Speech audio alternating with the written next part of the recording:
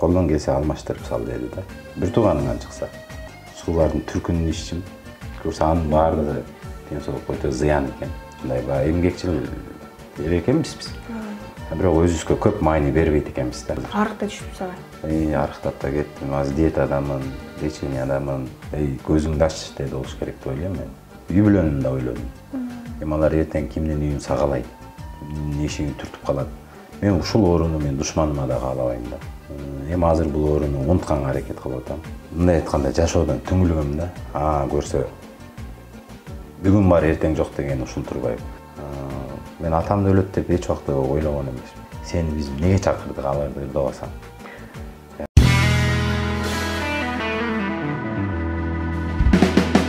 Саламатсыздар, урматтуу Соло ТV YouTube каналыбыздын катталуучулары. Кезектеги Жылдыз сайын рубрикасындагы конок менен тааныштырып алдында турабыз. Жалпы жакшы көргөн дал ушул Соло медиа порталында өзгөчө чыгармаларда жаңыртырган Рустам Сагыналиев бүгүн бизде конокто. Саламатсызбы? Куш келипсиз. Саламатсыздарбы?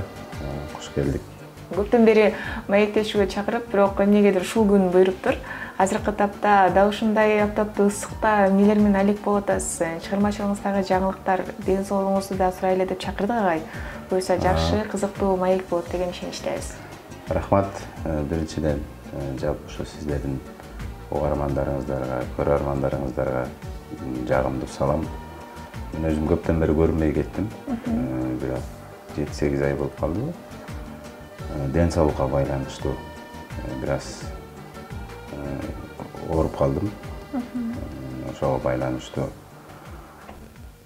чыгармачылыктан да алыстап кеттим. Биринчи байлык ден соолук демекчи.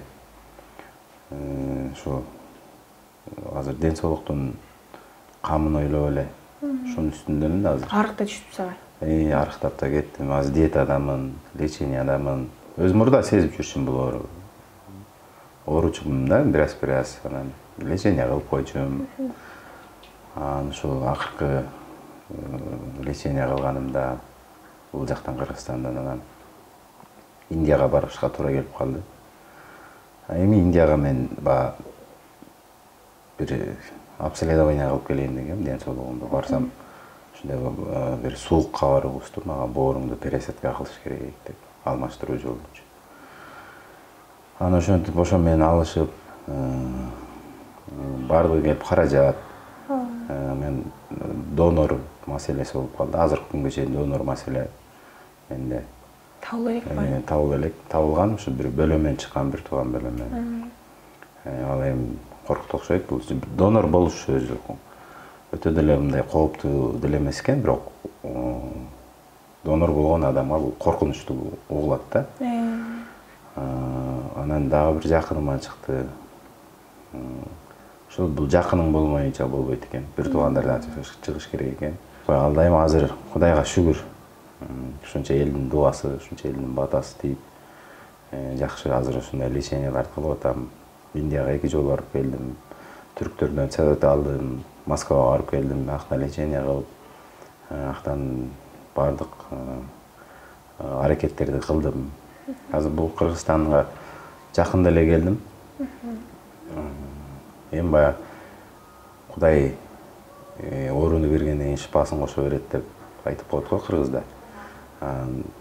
Кудай буюрса баягыга салыштырмалуу азыр жылыш жакшы, Кудай буюрса. Эми бул жакта элдик таптар менен да дарыланып атам. Кыргызчылык кылып аракет кылыш керек экен. Ушу жоңурай журтка, калың журт, мен сахналаш досторума, агаларыма, эжекелериме, карындаштарыма, бүтүндөй мен колдоп бүт салымын кошкон кыргыз элиме ушундай ыраазымын. Бүттүгү келе айтып атам го, каражатка такалат деп. Мен ойлогон каражаттын баарын топтоп беришти, болгон аракетимди кылдым. Эми ушунча элдин жакшы ниети менен, жакшы көз карашы менен мага болгон мамилелер үчүн мен Кудай буюрса бутуман туруп, ден соолугумду баягы түш көргөндөй гана кылышым керек да. Кудай буюрса жакшы. Эми чыгармачылыкка аралаша баштадым.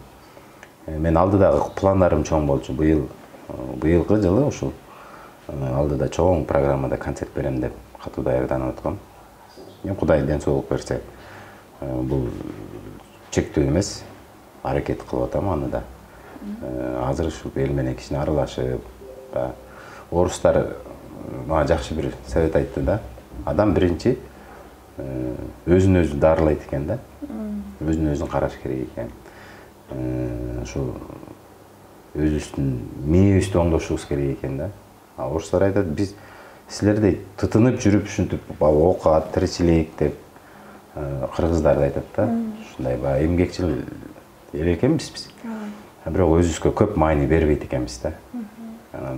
Тигинин туулган күнү, мунун туулган күнү, анан тигиге барыш керек, той топур, анан шерне дегендер бар го бизде.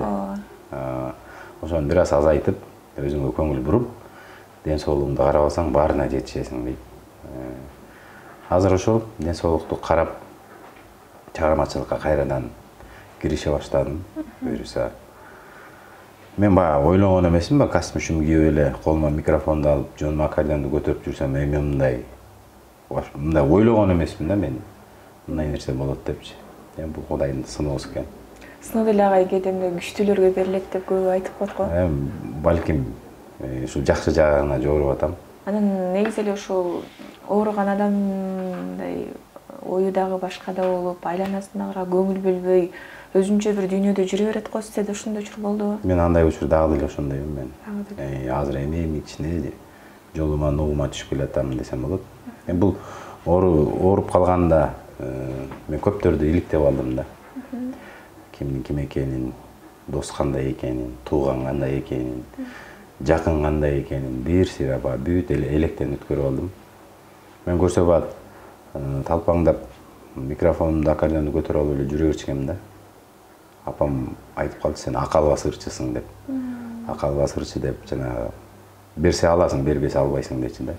Эми апа шүгүр, бардыгына шүгүр, ушул жагына да шүгүр. Курсак ток, кийим бүтүн, жамыр тийбей турган чатырым бар. Башка эмне керек? Анан ушунун баарын иликтеп алдым. Ой бир жерде эмес азыр. Кээ бир учурларда жалгыз калып калсам, оюм чачырап эле. Баягы Индияда айтылган жүрөккө ушундай кабыл алып калган да, мээме сиңип калган, ошо бооруңду алмаштырыш керек деген. Түз эле бетиңизге айтып койду эле. Ушундай эле айттым, алмаштырышың керек. Сен 80% тебеги калган экен, 20%-ing иштеп аткан экен деп. Анан кийинки барганымда 40 иштеп, 60 иштебей калды. Мунун баардыгы аракеттен болуш керек деп ойлойм. Келдим, диетага отурдум, колдон келген бул жактан да лечение кылдым. 1,5 ай аралык болуп кетти ортодо. Анан ошо орустар да айтып калды, Россияда. Колдон келсе алмаштырып сал деди да. Бир тууганынан чыкса. Болбосо дары дармек менен өзүңдү карап, эмне жумуш кыласың деди мага. Анан мен ушундай чыгармачыл адаммын, ушундай ырдайм, сахнадамын. Десем, сенинки анда жолу башкача экен, сен батыраак дарыланып кетсең болчу да экен. Адам өзүнүн көңүлүн өзү көтөрүп, канчалык маанайың жарык жүрсө, бул ден соолуктун калыбына келишине да көп таасир этет экен да. Азыр мен ойлонуп калдым да. Биринчи биз ар бир адам өзүбүздү сыйлашыбыз керек экен, өзүбүздү сүйүшүбүз керек экен. Анан барып болгон өзүңдү сүйүп, өзүң деп жашасаң, анан бардыгына мүмкүнчүлүк болот экен да. Чыгармачылыкка, үй бүлөгө, бир тууган, тааныш, дос, тууган бардыгына убакыт кенен жетет экен. Мен айтып атпаймынбы, ушул бир Кудайдын бир сыноосу эле болсо экен деп калдым деп. Көзүңдү ач деди болуш керек деп ойлойм мен. Жаныңдагы жакын адамың ким экенин билдиңби? Ошол эле сенин үйүңдө, ошол эле сенин огородуңда, ошол эле сенин жаныңда, ошол эле сенин бир казанда кайнаган адамдардын ким экенин мага билдирип койду. Аябай иргилген окшойт агай. Катуу иргелди. Анан агай, эми сиз дайыма сахнада жүргөнсүз, эл алдында жүрүп, жакшылыктарда кызмат кылып жүрүп, анан акча чогултуп, каражат топтоо максатында кайрымдуулук концерт өткөрүү чечимин кабыл алуу. Мен бул нерсени мен коомчулукка билдирбегенге аракет кылдым. Анткени өзүм чыгармачыл адаммын да. Мен да ошол кайрымдуулук, мындай иш-чаралар болуп калса, калчу эмесмин да, калтырбачымын. Мен ушул күнгө чейин 5 сом тапсам 1 сомун ушундай жардам иретинде көп оң колуң менен берсең сол колуң билбесин дейт го. Андай иштерди көп кылгам. Мен ушу чыгармачылыкта жашоодо көп көрүп калдым да, ушул чыгармачылыкта жүргөн баардык айтып атам го, сахналаш. Мен жакындарым, бир туугандарым сахналаш. Анан ушу Чыңгыз Мырзаев досума айттым, ушундай иш болуп калды. Анан мурда эле бул билинип аттыкты да, менин Индияга биринчи кетип атканымда эле коомчулукка айтпайсыңбы деп. Мен чогуу иштеген кесиптештерим филармонияда иштеген эл шайырлар группасындамын. Ошол жерде эмгектенем. Анан жок, андай кылбайм. Анан бир жагы мен ошол жакта жүрүп мен катуу ойлондум да. Мейли үйүмдү сатайын. Мейли ошол эле минип жүргөн машинамды сатайын, болгон быдырымды сатайын. Анан ошол нерсе Кудайдан болуп жакшы болуп кетсем. Эгер жакшы болбой калып, үй бүлөнүмдү да ойлодум. Алар эртең кимдин үйүн сагалайт, кимдин эшигин түртүп калат. Андан көрөп мен башка мамлекетке кирип кетем деген ойлор болду менде. Эми бир буйруганы көрөбүз. Бар же жок деген. Анан болбой эле жашагым келет, жашагым деп биз Чыңгыз эки отурдап калабыз. Ошолорду кайра ырдадым деп. Ошо балдарым, 2 балам бар. Ошо экөөнүн көз жашын ойлоп кой. Жок деген ошолорду ар бирөөсүн жөн жайга өз нугуна салып, акты ак, караны кара деп билип калсын деп. Анан бери жолго аттандым. Анан мен келгенче мен ойлонгон каражаттын 80%дан ашыгы топтолуп калыптыр да. Мен буга бир жагы ушу кыргыз болуп төрөлүп калганыма, анын арасынан ушу кыргызга кызмат кылып, ушинтип чыгармачыл чөйрөдө аралашып калганыма ушундай сүйүндүм. Мен ушул ооруну мен душманыма да каалабайм да. Эч ким оорубасын, кыбыр эткен жан оорубасын. Ушу ден соолугу менен алышып, мээм ичи толуп калган да. Канча жыл алыштыңыз? Канча жыл болду? Мен айтып атам го, мен билгенимен будан 20 жыл мурун ооругам мен бул оору менен. Ошондон мен тишим жулдуруп, ошол инструментинен чуктуруп алгам. Анан жакшы дарылангам, жакшы сакайгам.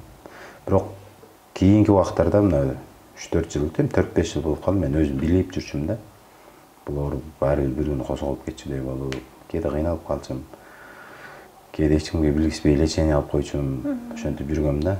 Болбой эле ооруну жашырсаң өлүм ашкере дейт го.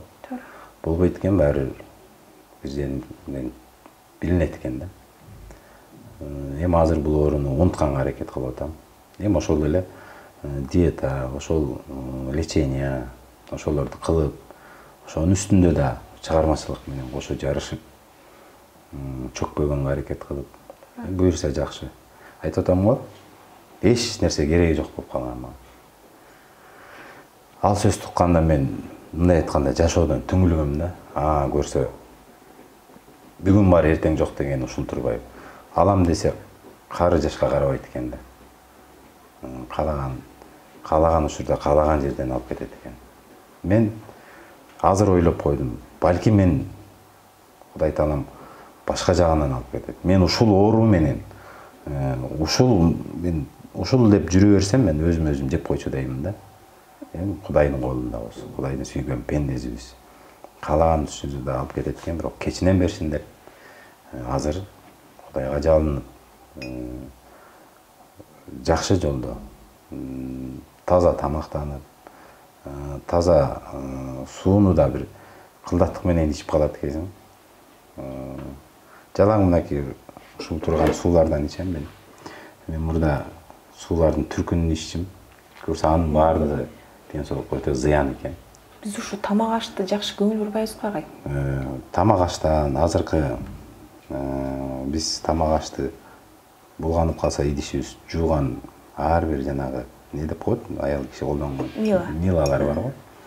Биз ошолорду качан өзүбүз ретке келтирип, жөнгө келтирбесек, бул оору күчөгөндөн күчөйт экен. Мен Индиядан бир укканым ушул болду да. кыргыздар ошону нерсени азайтмай, бул оору көбөйгөндөн көбөйөт дейт. Анан туура тамактаныш керек экен. Ырчылардын жашоосун көрүп кээ бирлер ушундай суктанат да. Бирок ушунун артында не деген кыйынчылык бар экенин көчөгөнүн артында өтө кыйын. Талага түнөгөн күндөрүң болот, жолдо түнөгөн күндөрүң болот. Ошол эле учурда рульда келесиң, уйкудан каласың, жолдон чыгып кетесиңби, ушундай көп эмелер болот. Мунун баардыгы эмгек. Эл сүйүп чакырып аткан болсо, кайсыл жерге болбо барып кызмат кылышың керек. Эл сени сүйүп, ушунча угармандарың чакырып аткандан кийин, эми тыйынын берип аткандан кийин, анан оңой ойлошот да. Микрофонду колуна алып эле ырдап коюп, булар акча таап, кээ бир учурларды угуп калдым, ырчылар кутуруп кетти деп. Эми кутурганда кандай? Рызкыны берип атат, ошону терип жешип атат. Ошону да аш кылып жесин эми. Эми мээнет мунун баардыгы. Мен эч эме кылбайм. Ким кандай жолдо таап атат, бирок бул көчөгөнүн арасында кандай кыйынчылык бар экенин мен билем. Анан Рустамбек эге, аз карап турсам мындай эмнегедир башкача сүйлөп калсыз да? Баягы мурдагы Рустам агабызды азыр башка жактан көрүп атам. Сөзсүз эле адам башына сыноо келгенде ушинтип өзгөрүш керекпи? Жок, мен мурда эле ушундай болчумун. Мен менен бир таанышкан адам мынтип ойлочу, бул такыр сүйлөгөн адам ойлойм. Эгер мен менен бир-эки аралашып калган болсо, жана 1 сом берип ырдата албай, 100 сом берип токтото албай деген мен ошо. Көп сүйлөйм өзүм. Бирок көчөдө көп сүйлөйм. Үйгө кирип үйдөн босогон аттаганда кадимкидей тилим булуп калат. Эмнегедир таң калам. Көрүүчүлөр ойлоп калбасын, жубайы катырап калыш керек. Жок, андай эле эмес. Мен кээ бир дос балдарым да ишенбей кетчү да. Бир күн бир жолдош балам үйгө келип, анан ошол таң калып кеткенден анан кийин биз отурушта айтып атпайбы. Мен чындап ишендим деп. Бул үйүндөн такыр сүйлөйт экен деп. Эмнени сүйлөйм дейм. Алдыңа чай койдум, ич. Көп сүйлөбөй, ичте курсаң тойсо кет. Болду да жумушум бүттү. Анан көчөгө чыксам менен өткөн мындай чечек киши жок да. Анан көп сүйлөйм өзүм башынан. Агай, азыр эми буюрса жанды ырдагандардын заманы болуп калды. Бир келди, ошо мындай жанды ырдап жүргөндөргөчү. Кабыл алуу кандай болду? Анткени өзүңүздүн постуңузду көрүп калдым. Эми кантип ырдайбыз деп киргизип койдуңуз. Эми корктуңуз сиз дагы жанды ырдагандан. Жок. Эми баардык чыгармачыл адамдар эле жанды ырдайт да. Эми ошол эле чыгарманы студияга барып жаздырасың да. Эми кичине шөкөттөйт аны. Башына калпак кийгизет. Айымдар ырдаса моюнуна жоолук салат дегендей. Адамдын чүпүрөк өзгөртөт эмеспи? Анын сыйгарында студияга кирсең, студия кадимкидей өзгөртөт. Жанды ырдагандар бар. Баардык чыгармачыл адамдар кээ бирлер айтып коет, мынакей эми жанды ырдайт, көптөр ырдабай калат деп. Жок, андай эмес. Ошо чыгармачыл чөйрөдө аралашып жүргөн адамдардын баардыгы ырдайм деп чыгармачылыкка келет да. Эми арасынан балким бар чыгар, андайлар деле. Бирок мен билгени, мен кандай көргөн эмесмин. Жанды ырдашат, кадимкидей эле. Мен да тамашага туруп пост киргизип койдум эле. Эми кантебиз деп. Билбейм. Мен үчүн эле эмес, жалпы чыгармачыл чөйрөдө жүргөн адамдарга кыйынчылыгы деле жок.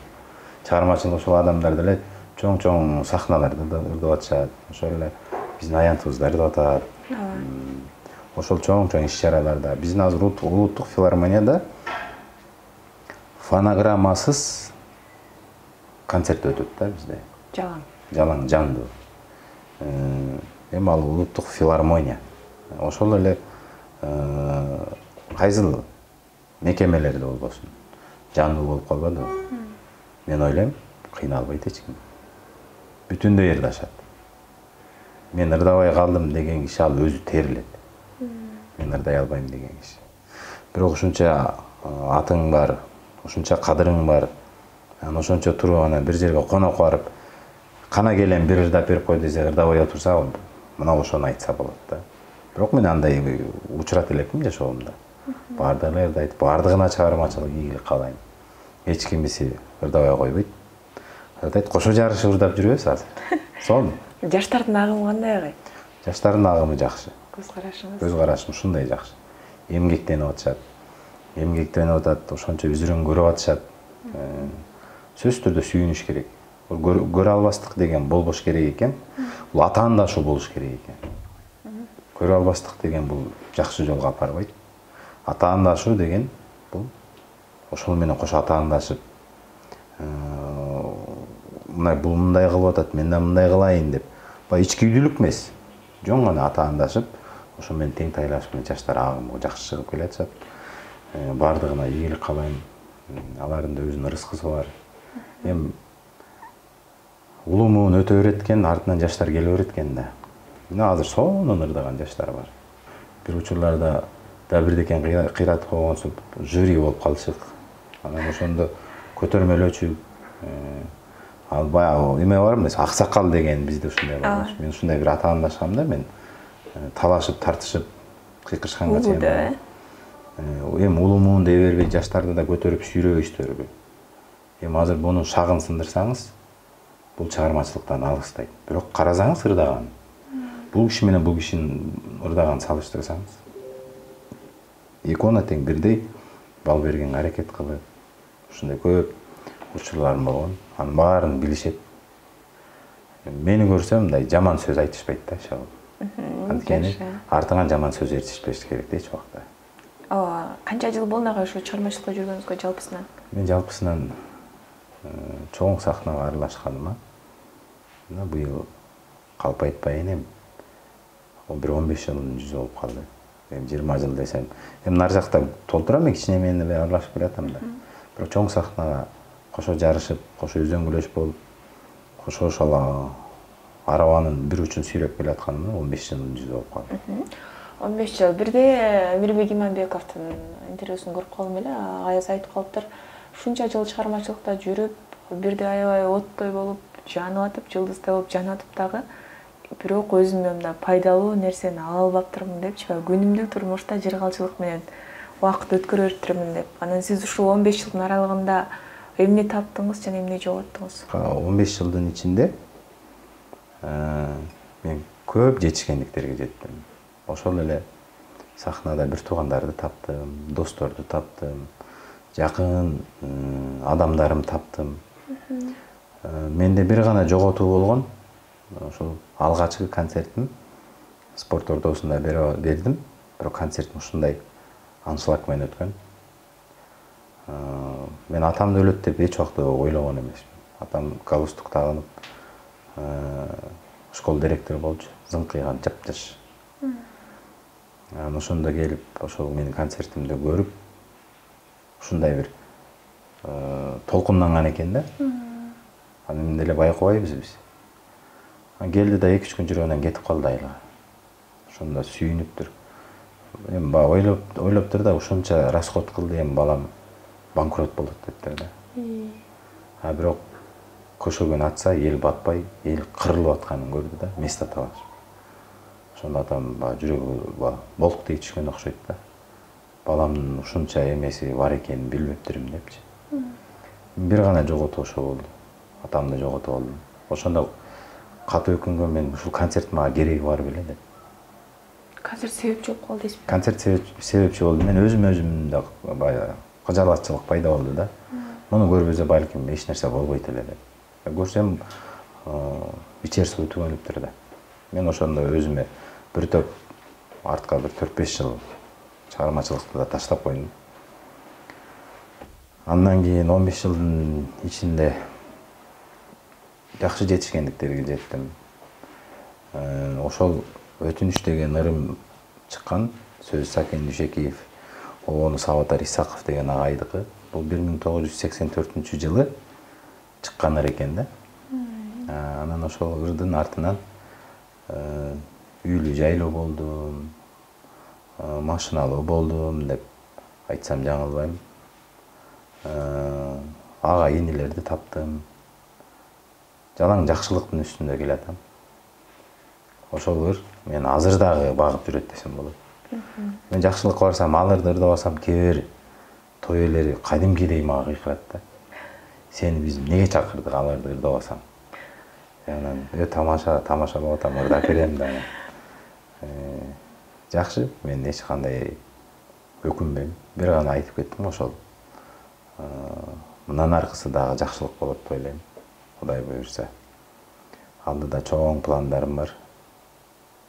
Ар бир ошол 15 жылдын ортосунда деле ар кандай учурлар болот экен. Бирөө сынайт экен, бирөө ар кандай кылып сынайт экен, бирөө жакын болуп сен чыгармачылыктын жолдон четке чыгаргысы келет экен. Атамдын тарбиясы деп ойлойм мен. Атам бизди жакшы тарбиялаган экен. Андай жолдорго барган жокмун.